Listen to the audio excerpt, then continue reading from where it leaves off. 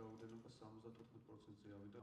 თვითონ დათვლის სისტემას, ანუ კოეფიციენტების სისტემას შედეგიანა ხანო ჩვენი დათვლით თუნისის აპარატი ევროპული და მაშინ საფრანგეთის ავტონომიური რესპუბლიკიდან დააჭრეს. განსაკუთრებით შინაგანსაკუთრების სამინისტროს აკადემია არის დაყოლებული. თუმცა მე არ ვაკნინებ ამ ციფრებს რა თქმა უნდა გაეცა და მიზეზი გეწერა თქვენ იმიტომ რომ ამაზე პასუხი არ არსებობს. ლინება ხელისუფლებისა, ანგარიშვალდებულების საკითხი და ეს იყო აბსოლუტურად შეუძლებელი. ძალიან მიხარია რომ რეინტეგრაციის საკითხებში სახელმწიფო მინისტრის აპარატმა მიიღო სპეციალური ჯილდო ინფორმაციის გამჭვირვალობისა და ხელმისაწვდომობისათვის.